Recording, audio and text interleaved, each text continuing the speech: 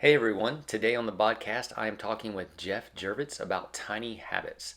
Tiny Habits is actually a book by BJ Fogg, and Geoff is a practitioner of Tiny Habits. Geoff is also the founder of Bang Fitness in Toronto, Canada, and he is the host of the Dad Strength podcast.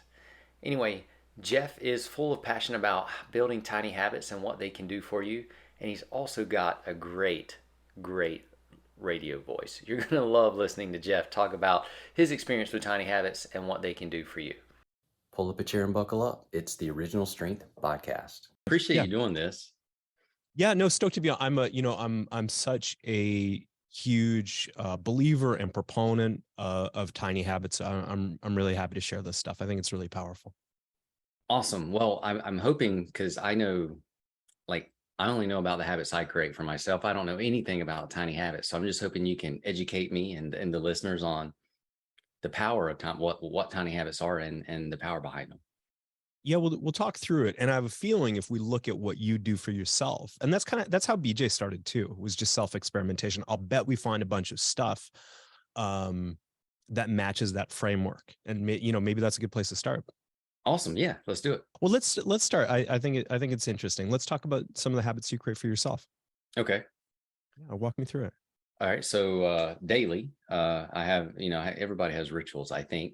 My rituals are: I get up, I make a cup of coffee or some beverage of some type, and then I'll go sit for about an hour and read, or after I read, then I'll breathe and meditate on whatever I just read. Okay.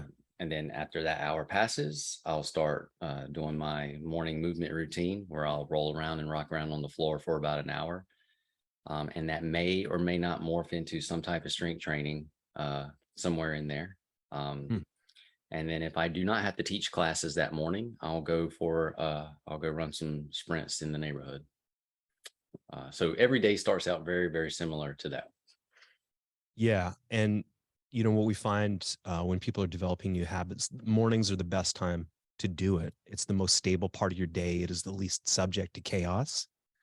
And so it's a great entry point. To try to build habits in late afternoon, evening is a higher level of difficulty for sure. So I learned that with having kids. Before I had children, I would work out in the afternoon, like, around 3 or 4. I could do that because of my job allowed me to.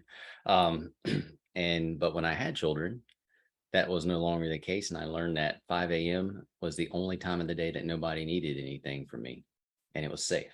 So I started working around that. Classic dad move. Yeah, for survival. For survival. You just need that quiet time. Yeah. Yeah. Okay. So you make coffee. So let's break this down. Because if we're looking at how we create a habit, we have an ABC formulation. We have your ability, right? Or actually let me back this up. Let me back this up, because we're going to do something. We're going to look at prompt. We're going to look at the behavior, right? Okay. And then we're going to look at what happens after that. And typically we celebrate. So when you make your coffee, okay, is it coffee maker? Most Is it? It's a coffee maker. Yeah, coffee maker. Mr. Coffee. Mr. Coffee. Throwback. Okay. So you pay homage to Mr. Coffee. What do you? So you it's prepped. You do it. You turn it. So when we talk about a habit, like when we talk about something with automaticity, the idea is you might make a decision kind of leading up to it. I'm going to make the decision to make coffee. But what happens after that is pretty automatic. You don't have to think about, there's not a lot of conscious deliberation. You don't have to psych yourself up to grind the coffee, put it in the filter or anything like that, right? No, I actually make no decisions. Everything's a done deal. Yeah. And there's no negotiating. There's no, I don't feel like it. There's no anything, which makes it so easy for me. Like, I don't ever have I don't feel like doing this moment, because there's no conversation about it. So the night before I go to bed, I program Mr. Coffee for the time I want to wake up, or to have it ready 10 minutes before the time I want to wake up, so I don't even have to wait on it. Okay. So yeah, it's everything's automated and in place. So in this case, the prep you do and the habit you undertake actually takes place at a different time. It takes place the night before. The night before. Okay. And so you roll into the kitchen, right? Coffee's ready. Okay. So let's break it down step by step. Okay. Each action, because when we say, okay, I make coffee, right? Or an easier example that's less varied is, I brush my teeth. Usually people say, okay, well, that's one thing, but we actually break it down into distinct actions. I'm going to take my toothbrush out of a cup, right? I'm going to rinse it. I'm going to apply toothpaste. I'm going to brush my teeth. You've got a little sequence that's more personal in there, but basically the same. We'll rinse it off. We'll replace it, right? So we have a whole sort of chain of behaviors. And it's important to kind of note what these are, because when people are not successful in designing a habit, it's because maybe they didn't factor in which piece. It's a little too vague.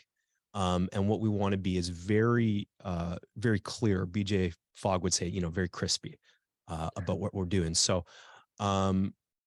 coffee's ready. Is your mug on the counter? Where's your mug? Yep. It's on the counter.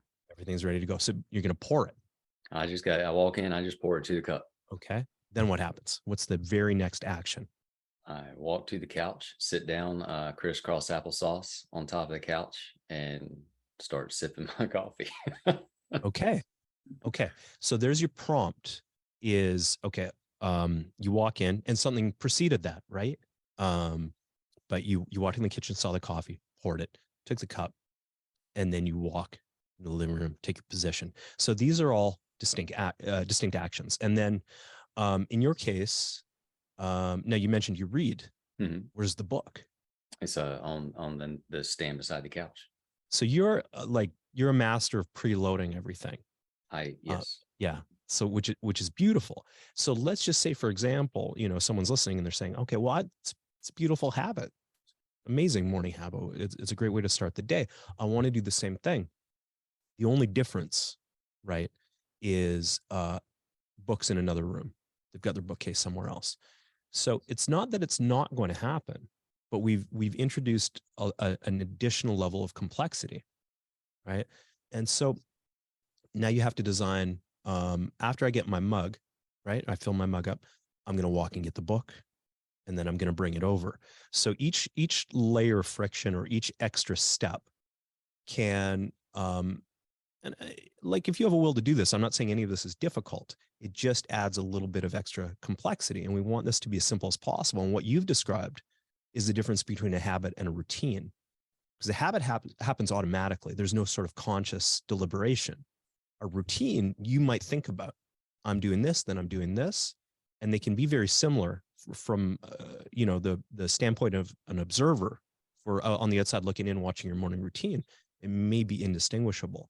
The difference is the thing that happens automatically is way less likely to get derailed, right? And in that sense, we want to make it as easy as possible. Every opportunity for decision adds a layer of complexity. Now let's go and say you do want to read, but you haven't decided what to read yet, right? Okay, now I have to go to the bookcase, but I'm not just grabbing a thing. I have to look through my options, or I ask myself, what do I feel like, or what do I have the attention span to do? We've added another wrinkle. What if the coffee isn't made, right? So every time we add a tiny action, a little action somewhere in here, we have to acknowledge it makes these things a little tougher to do. Not impossible, not even necessarily difficult, but we want to strip this down and make it as simple as possible. So I always think it's so interesting to hear, learn about people's routines and what works for them. So this is a great example. I'll tell you, it just blew my mind, because when you said, what if I don't know what I want to read? All I could think of was, how would I not know what I want to read like that? Because I've already got it. It's like, nothing that ever crossed my mind. Yeah, you ask a talented athlete, how do you do that? And they're, I don't know, you just backflip, bro. I don't know, you just, so people who are good at stuff are not always great at even explaining or coaching what happens, because they do it so well, and they do it so well automatically. So you have a whole sort of internal system there, but you've taken away the decision making, which is probably why your mornings go so smoothly. Yeah. Like and I've never really thought about it, but I just don't have to decide anything. Like, or the decision was made so long ago that I've made an agreement somewhere with myself or something that's just what I'm gonna do. Yeah. So yeah, so it's a great example. So let's is there anything you're playing around with or experimenting with in terms of a new habit, something you want to incorporate? Well, see, that's the thing. I'm a creature of comfort. Like, Mm-hmm. and change is hard, right? So I actually like my morning. I don't know. You made a distinction between routine and habit, but whatever it is I do in the morning, I like it. Mm-hmm. So I'm not necessarily playing with anything new. I got you. Yeah. It ain't broke. You know? So, um, all right. Well, why don't I'll talk a little bit about my experience maybe Yeah, with Tiny Habits. So I've run a personal training studio in Toronto for it's going to be 15 years this summer, which is kind of hard to believe. that's awesome. And yeah, it's been a wild few years. And I started getting interested in behavior change probably around 2010. And I would credit the folks at Precision Nutrition um, for kind of pushing me in that direction. They were really early on this stuff, and I think that when we talk about goal setting in general, the conversation's a little bit broken. Like I have not found a lot of the traditional frameworks to work reliably. All this stuff works, and pick your thing, SMART goals, right? Or working on motivation or whatever it is. All this stuff has shown itself to work for a lot of people all over the place. But what it's never done, at least in my experience, is shown itself to work reliably for everybody, right? And that's a big issue. So what winds up happening is folks will read a book or watch a video, however they consume their media, and they'll get an idea, they'll get some kind of tactic in mind. They'll say, I'm going to try this. And the folks we hear about have kind of a survivorship bias. They're like, this worked for me. It was amazing, changed my life. And we go, that's great. And then somebody else tries it and often feels like a failure or like, what's my problem? Because it's not working for me. And that's because we have a random thing that we threw at the wall instead of a system. And there's nothing wrong with experimentation. Even in the best systems, we're going to do a ton of experimentation, but we just have to understand ahead of time that a lot of these things won't work. The difference is when something doesn't work in a system, we can troubleshoot it and we can figure out why. So that part's really important. So, I got onto this idea that, well, let's begin to shrink the change. Maybe we don't have to completely overhaul a person's nutrition or their fitness regimen. Maybe we can do a smaller thing, right? If you'd asked me in 2010, hey Jeff, I'm eating Fruit Loops for breakfast. Is that a good cereal? Is that a good breakfast? I would have said, oh no, we've got to change everything. And I would have gone hard line, and you would have gotten a whole lecture about it. And now, someone told me, I eat Fruit Loops. Is that cool? That's amazing. You're eating breakfast. This I may not love Fruit Loops as a nutritionally dense cereal, assuming we don't have any sort of allergies or food intolerances. Okay, what it can be is a nutrient delivery system. What if we add a protein to that? What if we added chia seeds? What if we just changed it a little bit, right?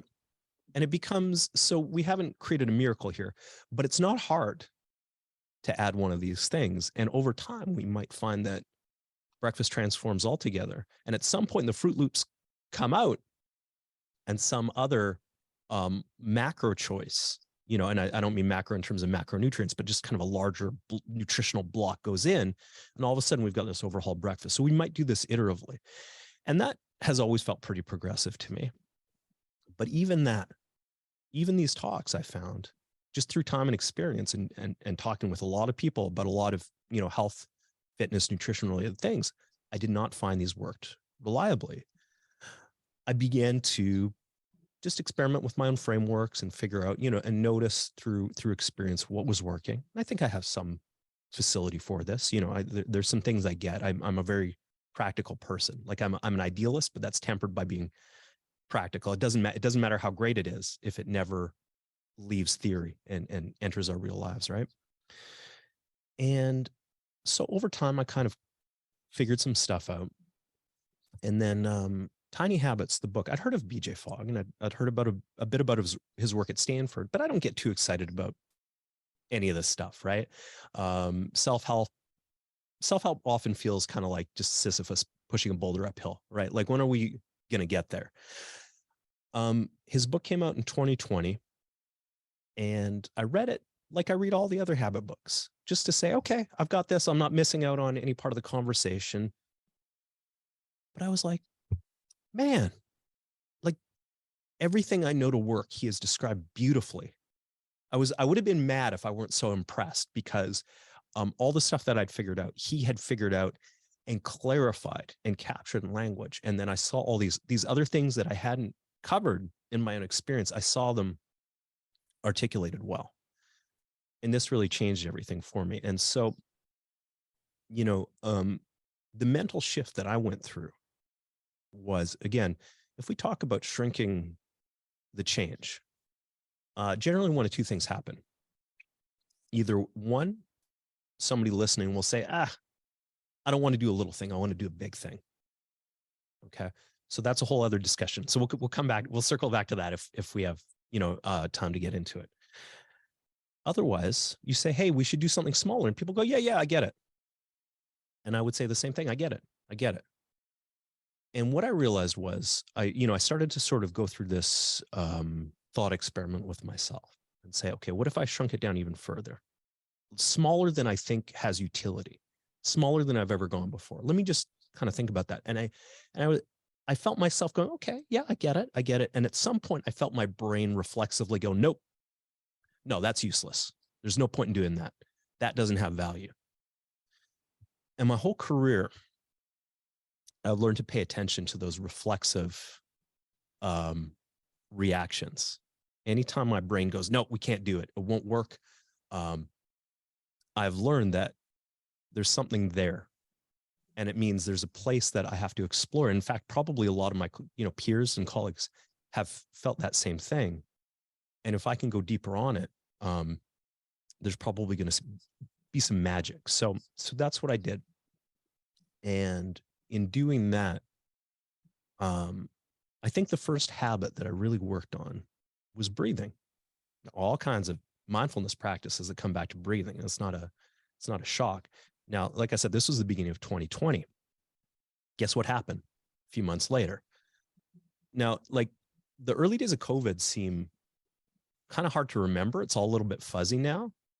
But what I do remember is there was so much uncertainty before people had even figured out the mechanism of transmission. And what was happening was, some folks were not leaving their houses at all. And I knew that I needed to get outside and walk. But one of the things that I noticed was every time I came back home after a walk, I live in a big city. I'm in Toronto, and and the streets were pretty empty, but I would see some people. And I noticed when I got back, I would have all this tension that I was holding in my chest. There was something emotional around the breathing, and I was controlling it and kind of nervous about breathing around other people. Right? We were still spraying down Amazon packages at that point. We didn't know what was happening. Right? Did you have like stuff that you let cure in your pantry for 2 days? It was just easier to spray it with like Clorox spray or something. Yeah, we're like, okay, and we just didn't know. And so, meanwhile, my business is closed down. Right? We're Toronto is the most locked down city in the world, as far as I know. Right? And so I had all this uncertainty on top of all this kind of fear and anxiety. And the first habit that I really worked on was, after I noticed that I'm feeling anxious, I will take at least 2 deep breaths. Okay, so here's our formulation. The prompt, and I always emphasize this. Now, this is not where I would typically recommend someone to start with tiny habits. We would choose something more concrete, like after I turn on my coffee maker, after I pour my coffee into a mug. This is an action, right? What I'm describing, and BJ in his system breaks down 3 types of prompts. One is the thing that most people rely on, right, is a notification. I'm going to set a reminder. I'm going to get my phone to ping me When I talk to people about who, sometimes people reach out and talk about like they want to develop an app around behavior change, and they always, almost always they're like, people are going to need a lot of notifications. They're going to need a lot of reminders. And generally my response is, no, they don't. You think you want that, but you don't want that. And because very quickly these things become white noise. We learn to ignore these really quickly.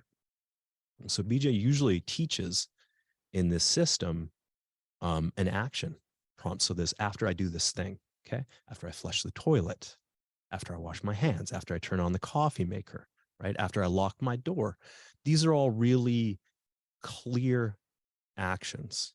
And after you do this thing, now we have the opportunity to insert a behavior. Now, what we choose, really depends. Like there are ways that we can up our chances of success.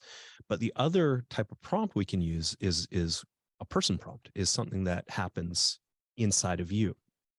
And so that could be a sensation, like after I notice that I'm hungry, or after I notice that I'm tired, after I notice that I'm feeling anxious. And I always preface this, or I always clarify, I think it's really important to put in that after I notice, because these things can happen all the time. What we're trying to do is design something that you can be utterly successful with, almost at 100%. Okay.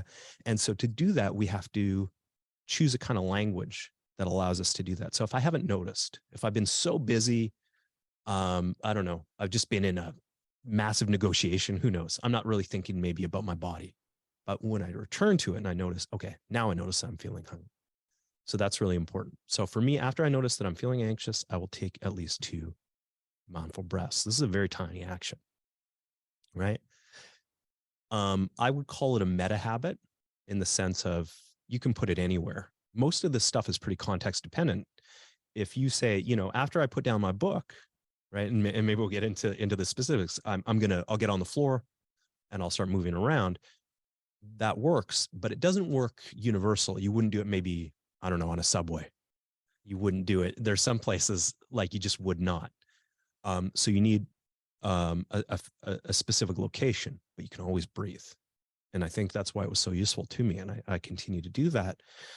And this allowed me to help regulate my nervous system, which was, like a ping pong machine at the time. And it was really transformative. If you can buy yourself just a little bit more calm, or you can reduce the length of time it takes, the refractory period to come back to calm. Like just imagine however angry or upset you get in, over the course of a typical year. These things will happen. You'll have emotions rise periodically. And if all you did was shorten the time it takes you to come back to baseline, to come back to calm by say 10%, could that be transformative? And I would say, yeah. I would say sometimes it'll be a whatever thing. It won't make that much of a difference, but there are going to be critical moments where that difference, that return to calm before you come in the door and see your family, before you have a potentially important conversation, before you put something out into the world, before you create a piece of content, right? There's a difference between going through the motions and then really being able to think, and be at your most creative and your most authentic. If all we do is sort of increase your chances, it's no guarantee. I always think of it in terms of statistics, right? If all we do is increase your chances of this happening, I think some really wonderful things can happen in your life. So that was where I started.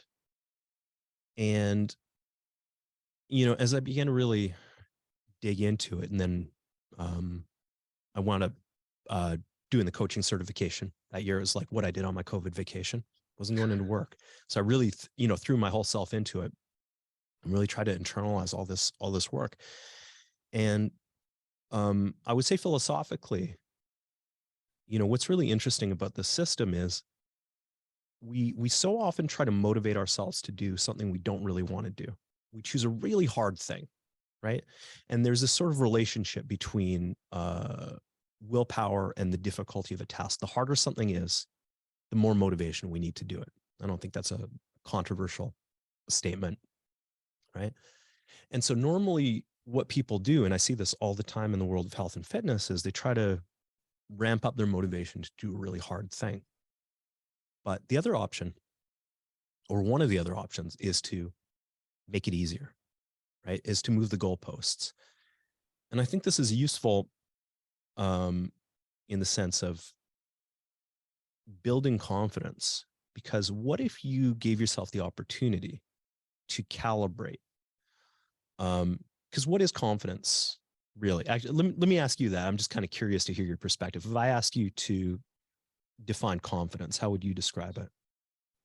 It's like I would call it almost like courage in yourself, like knowing Yeah. that you're capable or able to do whatever needs to be done in the situation that you're in. I mean, because you can be and you can also be confident in one area but not confident in another. So Yeah. it's probably very specific to the area or the arena. But I would say it's just having the courage or the I can-ness to do something. Yeah. I think courage is a good descriptor. And I think there's real confidence. There's like an authentic confidence where you're accurately assessing that.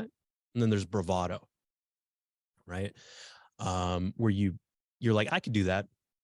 It's like there's a famous statistic, and I don't remember exactly, but something like 80% of people think they're better than average drivers, right? It's like the numbers don't work, guys. You ask most guys, hey, how would you do in a street fight? Oh, I'd crush it. Devastated. Well, you've never done any martial arts training in your life. You don't know, you don't know my mindset, bro. Like right. that, So man. that's bravado. That's bravado.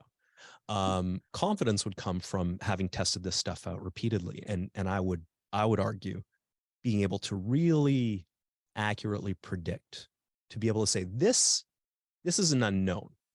I would give it like a 2 out of 10 chance because I just don't know. Right. But this piece here, I have shown 8 times out of 10 or 9 times out of 10, I do great. And even if it fails, you go, that was the 1 in 10. I don't take that personally because I know, or if you go, hey, 95%, if you get a 95% grade on any kind of performance, that's an A. That's an A plus, probably. It's fantastic. You also recognize that 1 times out of 20, you're gonna drop the ball. And so you don't onboard that, you don't internalize it. You just go, yeah, that was the time. And then if you see this popping up more often, you recalibrate your estimation. You go, oh, actually, this seems more like a 7 out of 10 situation. But to me, that's real confidence. You're really able to accurately assess. And then what if instead of constantly trying to do harder things, we set ourselves up for versions of behavior and versions of action that we can utterly deliver on, that we're successful basically every time? That, to me, that is real confidence. And so this becomes a practice of recalibrating and designing action in accordance with your abilities. So one way to do that is to make things easier. And another way is to increase your ability, right? And so when there is a motivation wave, right? So motivation goes surging up. Somebody says, all right, I'm super motivated. I haven't been exercising. I haven't been taking great care of my physical health. And I am in this moment, super motivated. And that could be for all kinds of reasons. I got some questionable blood work back and my doctor says, I have to do this, or I'm just like, I'm tired of waiting. You have this surge of motivation. And I would argue,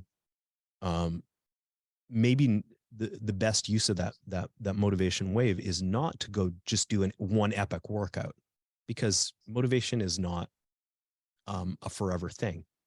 It is ephemeral and we can't really control it.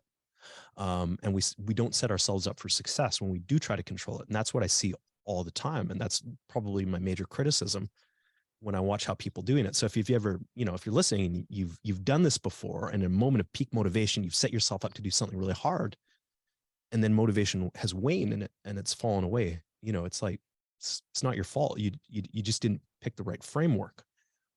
So rather than do this epic workout one time, when there's a wave of motivation, a better investment of is in upskilling in saying, how do I improve my ability to do this? And so that might be take that moment to invest in a commitment. I'm okay. I'm gonna be here. I'm gonna sign up for this thing. I have to be at this class every week. I might invest in a trainer or a coach. I'm gonna put my money down and I'm gonna front load this. So I'm gonna increase my ability so that when I walk into a gym, 3 months from now, I'm gonna know exactly what to do. Right. I'm gonna be just like your mornings, Tim. Right. Somebody else can walk and go, I don't even have to think about it. I have a routine. I know exactly what to do. I walk over to the dumbbell rack and I go, because I've broken this down piece by piece. Right. So we get rid of all that decision making and uncertainty and ambiguity. And we choose versions of action that we can be successful with. So that's a better application of high motivation. Again, knowing that it won't last forever. Yeah. So your 3 points of your 3 prompts, you had action prompt, person prompt, and what was the third one? A context prompt. Context prompt. Okay. Yeah, so that would be, calendar notification, for example. Okay. Yeah. So for the person prompt, because that seemed like that's what you used. Mm-hmm. And that seemed like, I don't know how to say this, but you really have to have a lot of self-awareness for per person, to like you have to be able to notice things. And I know you use the word notice. Yeah. But that one, I was like, wow, that one seems like that could be the heavy lifter. Cause sometimes you can have a lot of tension in your chest and that's something you call normal and you don't notice it. So yeah. Noticing is a process. So, if you're learning the tiny habits method, that is typically regarded as a more advanced practice for that reason. That being said, there is stuff within your ability to notice right away. And what I think is powerful is if you have, for example, anxiety. To me, in a lot of ways, anxiety is a desire for action. It is motivation. You want to take action. You're called to it. In fact, you have a bit of a stress response. The problem is you don't have a way to apply it in that moment. So if we can find a habit construction that allows you to harness that, I think that's really powerful and it's liberating, right? It gives you this. It's like hooking all this up to a battery. It's charged. It's ready to go. We just need a version of action that connects to it. And we have to look at the moment. We have to look at the context and environment. Where am I in? How might I use it? You have to look at it in the context of your existing abilities. And so one place to go is, well, I would do this, but I don't know how. Or, maybe I would engage in this mindfulness practice, but I don't know what to do. Okay, well, this is a great place to go and find an expert in this and bring them in so that you can connect the dots in these two really important things. And that's part of the upskilling part, right? Absolutely. Yeah. Yeah. So I think it's really powerful and really useful. However, when you're starting, if you're starting to play around with these things, I think the trick is to pick something that isn't important to you personally. We want to come in and fix really big things. But what happens when we start a new skill? You're not that good at it. That's okay. That's the process. So rather than pick something that has a lot of weight, that is inherently not tiny. If it's got a lot of emotional weight or really like importance, or I've struggled with eating for 30 years. So now the first thing I'm going to do is, no, that's heavy. That's the opposite of tiny. So pick something kind of whimsical, pick something silly or unimportant. And you're going to look for, where does my prompt exist? Right? Do I have a version of action that matches that prompt in the moment with the right timing, right? Within my ability levels. And I'll also mention at a frequency that makes sense. Is this something that I would practice 3 times a day? But the prompt only pops up 1 time a day? Is this something I would practice 3 times a day, but the prompt pops up 10 times a day? So there's a little bit of matching there, right? And then the other piece that I haven't mentioned, which I think is actually the hardest part intellectually to get behind, is the celebration piece. And I say that as a guy who really, for most of his life, struggled to take a compliment.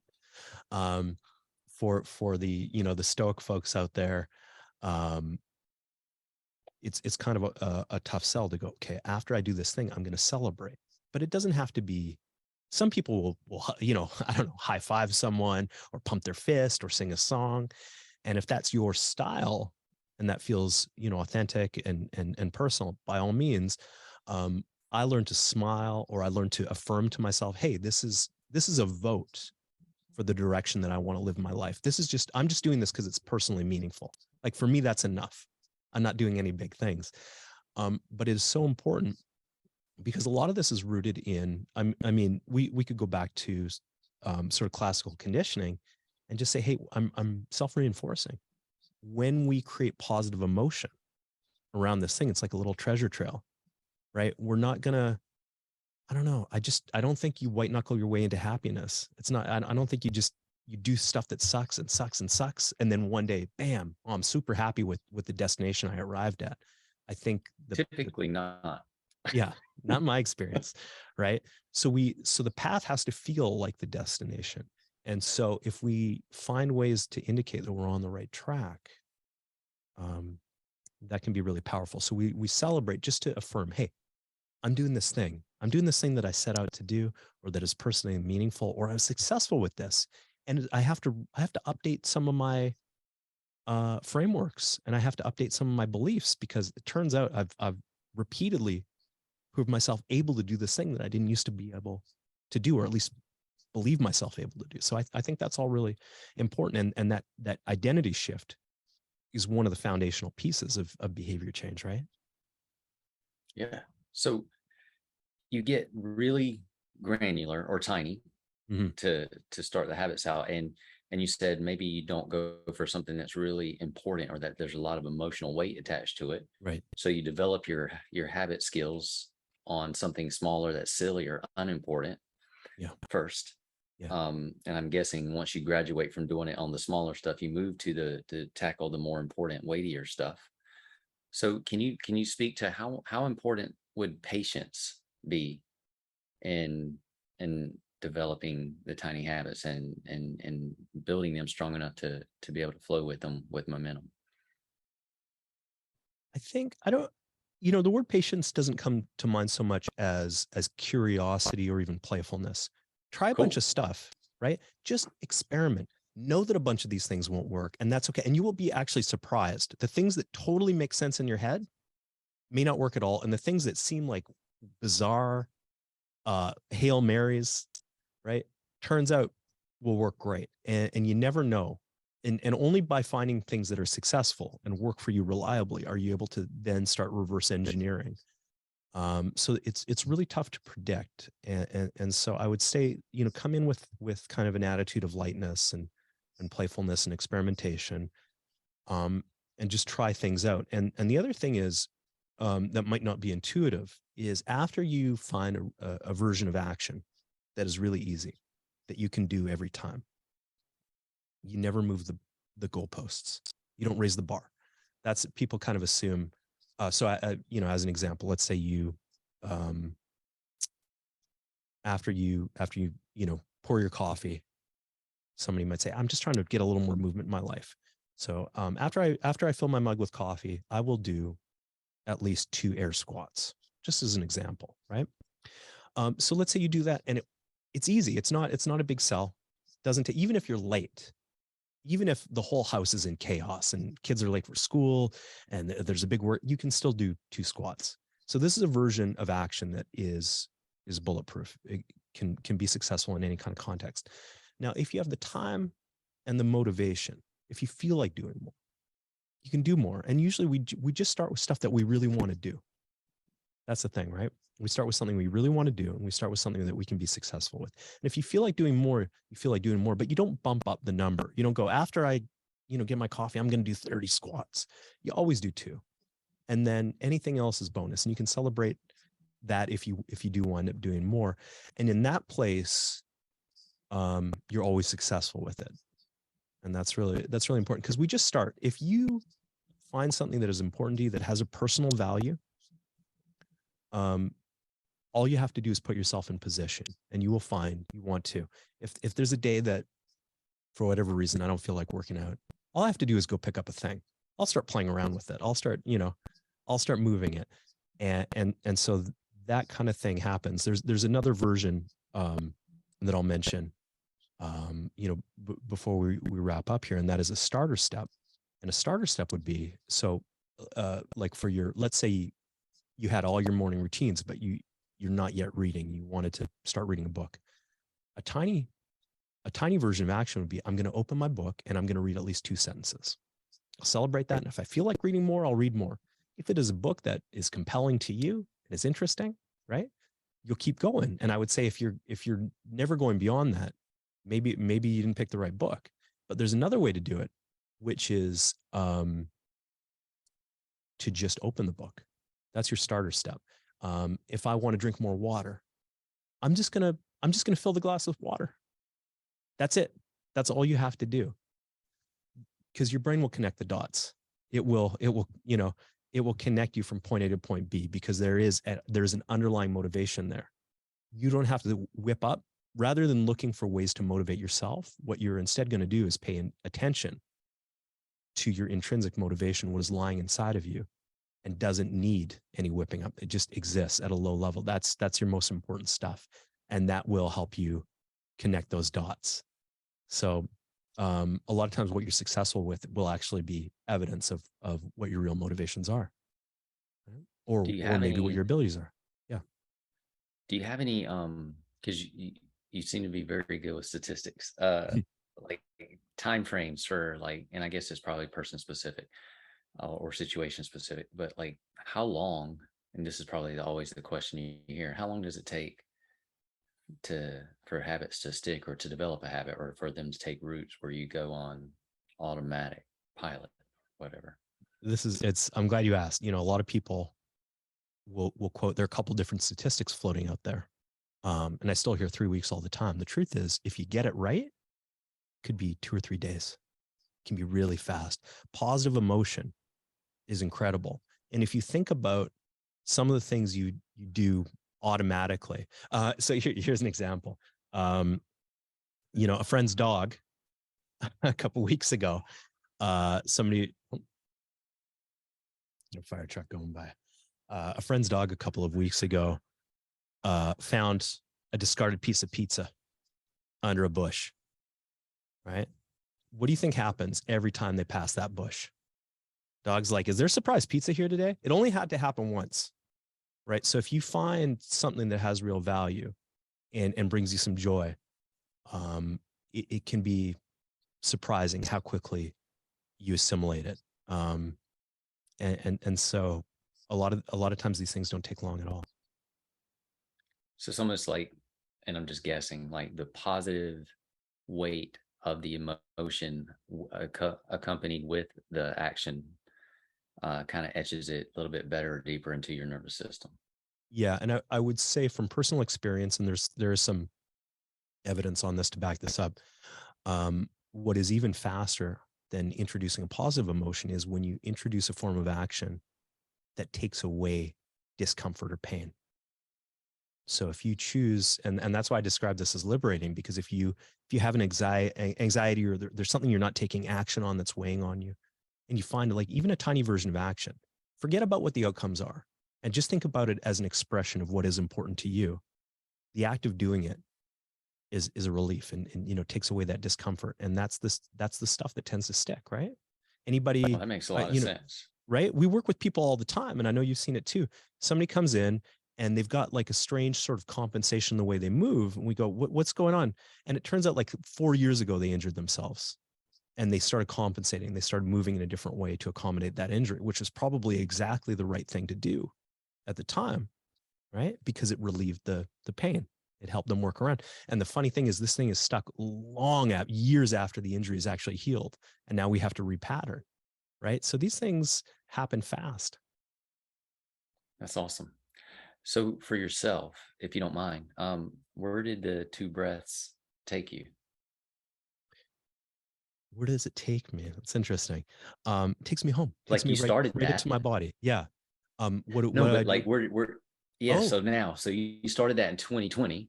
yeah. Like what the rewards and the lessons and the experiences you've reaped since you implemented that? Like where did it take you? What did it like? Because that was the beginning, and you're well on your way, like thriving past that. Yeah. I think it really, like I said, it shortened those refractory periods and allowed me to um, return to a calm state faster. And that has really increased my amount of time creatively, intellectually.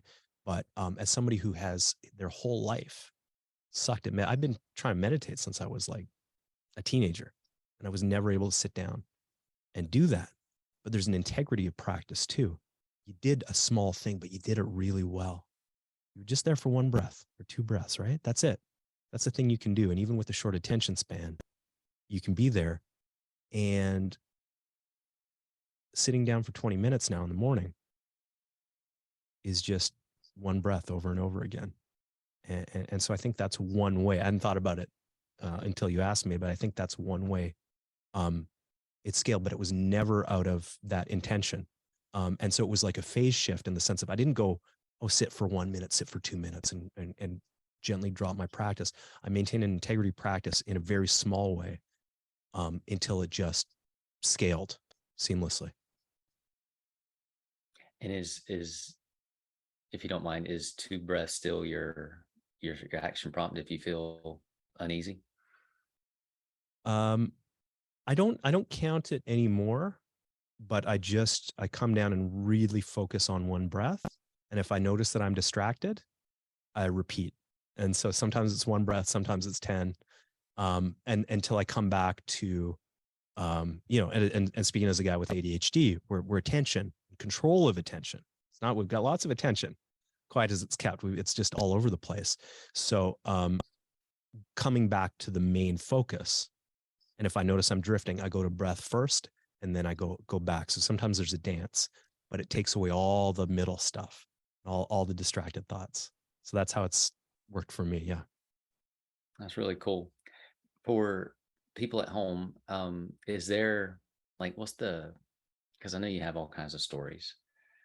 What is like a huge, like an amazing, impressive story that somebody used tiny habits with that just like changed everything or just helped them get out of a spot? There's some great stories in the Tiny Habits book.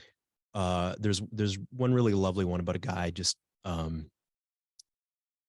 struggling a bit with his teenage son, and they're butting heads, and it's a coffee story. He was just trying to get him to after he made espresso on his fancy machine, just clean it up. And he was yelling at him. There was a lot of friction. And one day he just asked him, could you just take the thing out and just leave it on the counter? You don't even have to clean it. Just put it on the counter. And the son was like, what? It's all messy. It's like, no, that would be great. And he did it. And the dad celebrated that and he thanked him.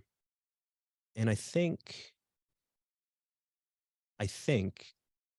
that helped the son feel successful. And that's what we're trying to do. We're trying to help ourselves feel successful, and we're trying to help the people we work with feel successful. Right? Give them a chance. Don't keep raising the bar. Just give them a chance. And soon enough, the kid just started cleaning the whole operation unprompted. Right? But let's just really own that first step. Right?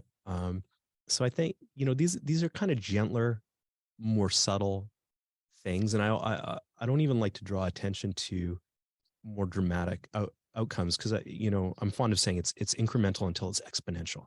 We just do a little thing, and someday, and that might persist for years. And in my case, that there we have an example. It literally persisted for years, and then one day there's a phase shift, and really wonderful things happen. So the book is Tiny Habits by BJ Fogg. And Geoff, you are in Toronto. Mm-hmm. Do you, if people want to learn from you, or is it possible that people can work with you long distance to improve their habits or to build habits? Absolutely. Or how can they do that? Jump onto dadstrength.com. Yeah, that's my thing. That will be in the notes of the show. Yeah. Which, by the way, is beautiful. Dad's strength. And one last question for you. Do you like peanut butter? I love peanut butter. Well, that leads to another question. Creamy or crunchy? I'm a crunchy man. Yeah, great question. What about you? I I love both, and I am partial to what mood I'm in. So Fair. it just depends on what I'm doing with it. So there is a Uh, decision sometimes in your life. Okay. Okay. oh well, it's the structure stuff that I don't. The rest of the day, I'm trying to decide stuff all day long. But all right. So what brands do you like? Oh gosh. There's I like whatever is just peanuts, right? Okay. There are all kinds of things. Somebody will. So it's this huge tragedy of ultra processed foods where somebody will take peanut oil out and replace it with like hydrogenated palm oil or something. Breaks my heart. So anything that's just that has one ingredient is a friend to me. Yeah. Right on. I like two ingredients. I like to have salt in Oh, you my like peanut salt in it? butter. Yeah, yeah. So Fair enough. I do like salt. Yeah. Jeff, this has been a lot of fun, man. I really appreciate your time and your wisdom and sharing with us. My pleasure. Thanks for having me on. Thanks for listening, everyone. Now get outside and play.